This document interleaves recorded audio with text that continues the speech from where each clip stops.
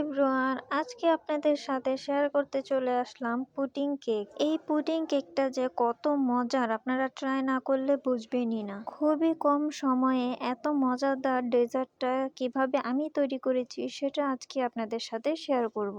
তাহলে চলুন রেসিপিতে চলে যাই। প্রথমেই আমরা পুডিং এর ব্যাটার তৈরি করব। তার জন্য যে পাত্রে আমি পুডিং কেকটা বানাবো সেই পাত্রে 2 টেবিল চামচ চিনি নিয়ে একদম লো হিটে ক্যারামেল তৈরি করে নিব।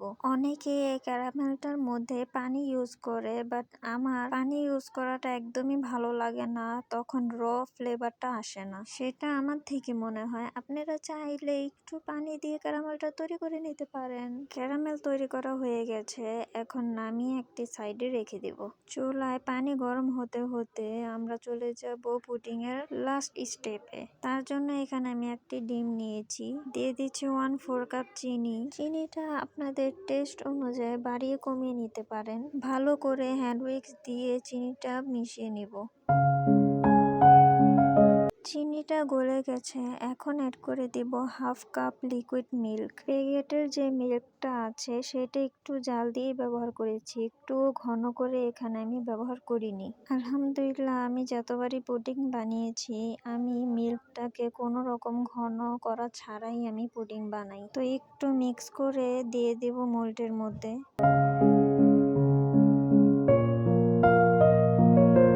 এখন মোল্ডটাকে সাইডে রেখে কেক বানিয়ে নেব। তার জন্য শুকনো উপকরণ চেলে নিচ্ছি। দিয়ে দিচ্ছি 1/4 কাপ ময়দা, 1 টেবিল চামচ কোকো পাউডার, আরো দিয়ে দিচ্ছি 1/2 চা চামচ বেকিং পাউডার, আরো দিয়ে দিচ্ছি 1 চিমটি লবণ। চেলে শুকনো উপকরণ গুলি ভালোভাবে মিক্স করে ঢেকে রেখে দিব। অবশ্যই ঢেকে রাখতে হবে।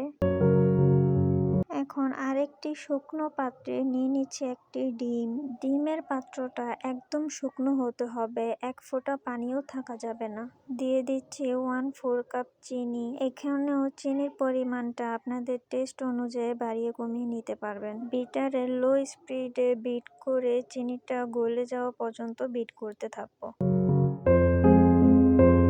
চিনি গলে গেছে, এখন অ্যাড করে দেব 1 টেবিল চামচ সয়াবিন তেল এবং 1/2 চা চামচ চকলেট ইমালশন। এখন একদম 10 সেকেন্ড বিট করে বিটার থামিয়ে দিব। এর বেশি বিটার ইউজ করা যাবে না, না হলে ফোমটা নষ্ট হয়ে যেতে পারে।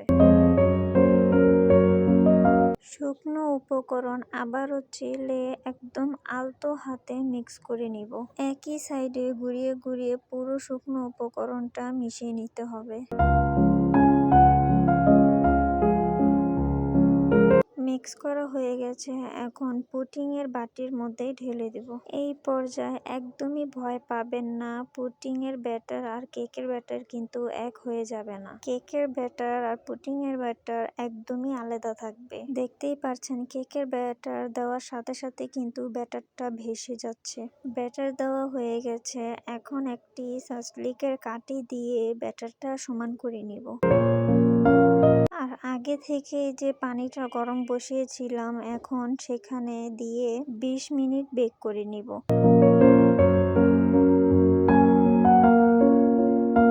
20 মিনিট পর চলে আসলাম।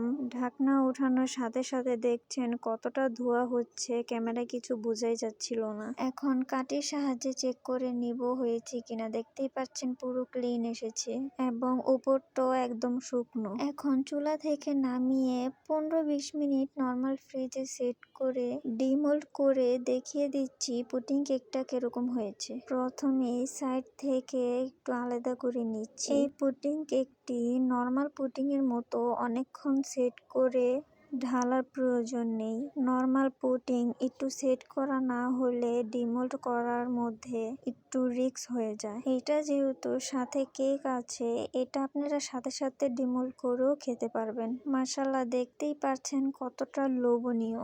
এই পুডিং কেকটা খেতে কিন্তু খুবই মজার। আপনারা একবার হলো বাসায় ট্রাই করে খেয়ে দেখবেন। ইনশাআল্লাহ একবার খেলে পরবর্তীতে আবারও বানিয়ে খেতে হবে। আমি কেটেও দেখিয়ে দিচ্ছি ভিতরটাও কিরকম হয়েছে। দেখতেই পাচ্ছেন কতটা পারফেক্ট হয়েছে। আমার রেসিপি ফলো করে কেউ বানিয়ে থাকলে অবশ্যই কমেন্টে জানিয়ে যাবেন কিরকম হয়েছে। আর যারা এখনো আমার চ্যানেলটি সাবস্ক্রাইব করেননি অবশ্যই সাবস্ক্রাইব করে রাখবেন নতুন নতুন এরকম রেসিপি দেখার জন্য, এবং লাইক কমেন্ট শেয়ার করে আমার পাশে থাকবেন। আজকের জন্য আল্লাহ হাফেজ, ভালো থাকবেন সবাই।